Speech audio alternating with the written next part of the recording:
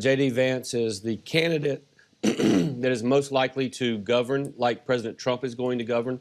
I also think J.D. Vance is a huge addition to the ticket because J.D. Vance's story speaks to rural voters in places like Mississippi, but also rural voters in Wisconsin, the state that we're in now, and rural voters in Ohio, obviously, but Pennsylvania and Michigan.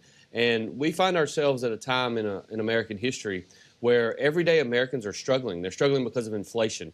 They're struggling because every time they go to put gas in their car, it costs significantly more today than it did 4 years ago. Every time they go to the grocery store and they buy bread and milk and other essentials, it costs significantly more than it did 4 years ago. And I believe that J.D. Vance's story and what he will tell tonight is going to highlight those facts, that he grew up in a difficult environment. And quite frankly, all of those things are true because of policies enacted by the Biden administration that were intentional. They intentionally increased government spending significantly, which led to higher and higher inflation, and it's hurting people back home. Well, obviously that spending that came out of COVID followed enormous spending by the Trump administration that added trillions to the debt. And we're talking to economists every day here almost, Governor, who are deeply concerned about a ballooning deficit, maybe trillions more, if the Trump tax cuts are made permanent, which could have an inflationary effect. And this problem you're outlining gets even worse. Well, what I will tell you is you don't have to be a math major to figure out that if you have $30 trillion in debt and interest rates are rising as they have done, and let's just say 5% of $30 trillion, we're going to spend $1.5 trillion a year as a country just on interest expense without even paying back any of the principal.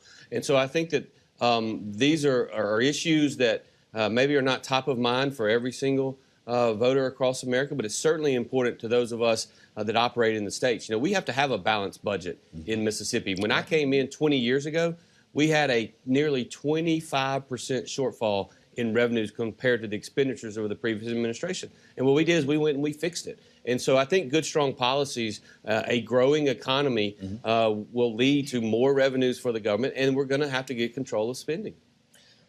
So if we need to get control of spending and everything you just said about how interest rates are higher, it's going to take a lot more just to maintain the high debt levels we have. Why then pursue further tax cuts? Doesn't that not work mathematically? Well, actually, I will tell you, I believe very strongly that government doesn't have anything that it doesn't first take from someone else. And the reality is that as you look at where we find ourselves, every single American knows better how to spend their money than any governmental entity ever will. Certainly the federal government has proved that, but we have proved it in Mississippi as well. We try to be smart and conservative with the people's money, but we've been cutting income taxes in our state. In fact, there are 9 states in America that have no income tax. Of the 41 that have one, Mississippi has the 5th lowest in America, and our economy is booming. Unlike other parts of the country, Mississippi has the lowest unemployment rate in our state's history right now. Mississippi also has more people working than at any time in our state's history. And that's because we have a tax-friendly environment. We have a business-friendly environment. We showed during COVID that as difficult as those times were, our people got up and went to work and took care of themselves. We need more Americans in the workforce. We need more taxpayers. We need more people pulling the wagon and less people sitting on the wagon. You're talking about winning over rural voters, and I know that that's very close to your heart for obvious reasons. We talked to Congressman Brian Stile the other day talking about the hunting territory in northern Wisconsin that he's looking at. But we've been told by a lot of smart people that this election will be decided in the suburbs, that it will be women, that it will be young black men. What's the message to them?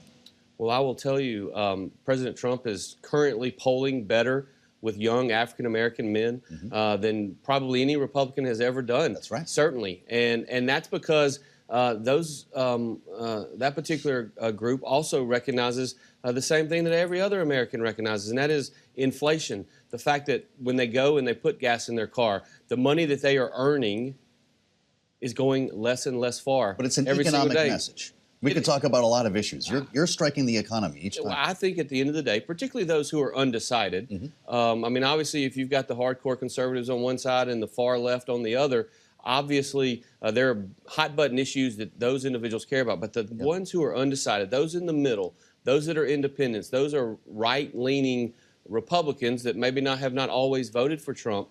I believe it's pocketbook issues. I believe it is economic message that is going to win the day.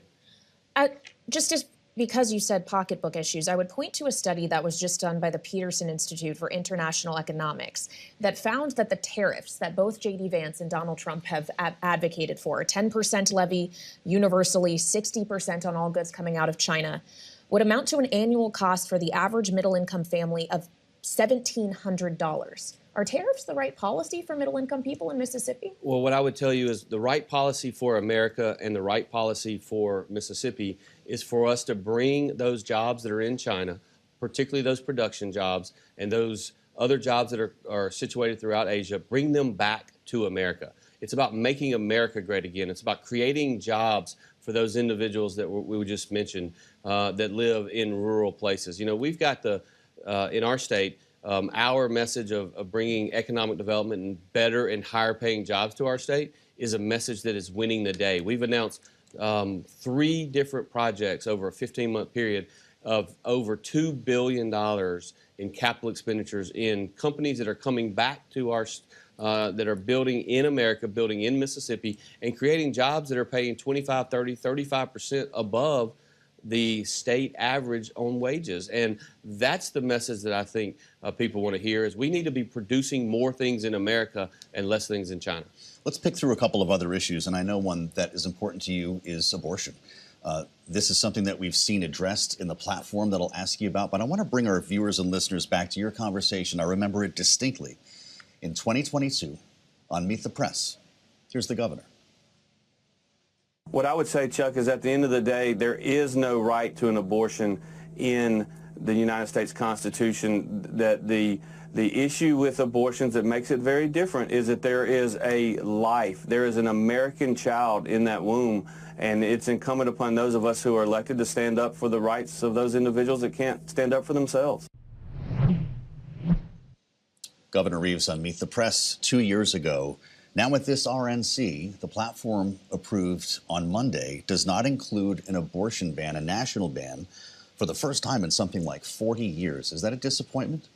Well, I certainly support the opportunity for a national abortion ban. But what I will tell you is for that to ever pass the U.S. Congress, it's going to be an abortion ban at 20 weeks or 22 weeks. Yeah. And there are very few abortions, even in states like California and New York, as a percentage that are conducted at that late stage. In our state, when we filed suit to overturn Roe v. Wade, arguing exactly what I argued on Meet the Press, that the Constitution doesn't guarantee a right to an abortion, our entire case was these are decisions that ought to be made by individual states. And so to give you an example, in our state, we enacted a law, which I understand is not politically palatable in some other states, but we enacted a law that has exceptions but does not allow for the right to abortion in the state of Mississippi. My ultimate goal is to save as many babies' lives as possible. And there are a lot of different ideas as to how to make that happen.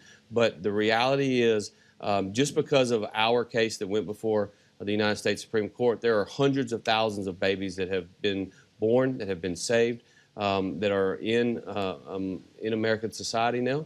And I will tell you, that's not the end of it. That's not all being pro-life is about, is being anti-abortion. We also in our state have worked very hard to create a culture where we're investing in moms, investing in babies, investing in pregnancy crisis centers to help those who are in need. We've made a call out to our churches, to our congregations, and telling them how important it is that they get involved and engaged. Because I believe very strongly that it's our churches and our charitable organizations can do a far better job helping expectant moms than any governmental entity can. It's just a fact that governmental entities tend to be inefficient, even in states like mine that are focused on this issue.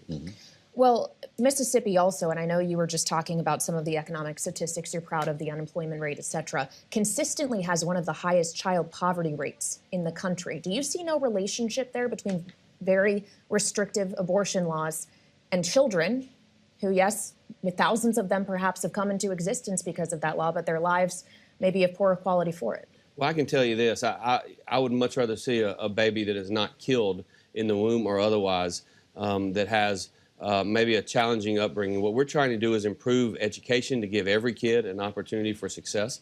We have had some real progress being made in our state. But look, our state and virtually every other state, there are very few societal problems that can't be solved by more people having better and higher paying jobs, and that's where our focus is, and we have a laser focus on it in Mississippi. Well, to put a finer point on it, Mississippi has the highest fetal mortality rate in the nation, highest infant mortality rate, highest preterm birth rate. Black women nearly 3 times more likely to die due to childbirth than white women.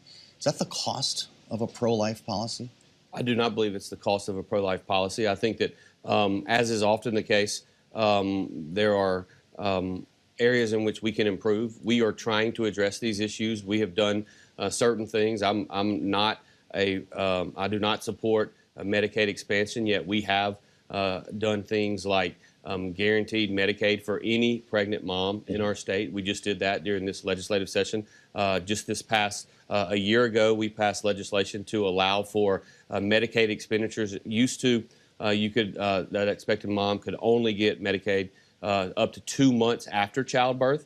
We worked very hard with our state health officer, and one of the things that he, in his studies, determined, which was surprising to me, because when I looked at those statistics, I just assumed it was really young people, teenagers, et cetera, that were having these challenges, and that's not at all the case. Most of these terrible outcomes, and they are terrible, they're tragic, but most of these terrible outcomes are actually older females that are having not their first child, but their second child. And typically, it's their second child within a 12 to 15-month period. And so because of that, we thought that we would at least try the process of giving those moms that have babies, rather than 2 months of Medicaid post-delivery, we're going to give them 12 months of Medicaid to ensure that they continue to go back to their OB, continue to go back to their physician, so that those individual physicians can help coach, can help teach, and can help do the work to try to drive those numbers down.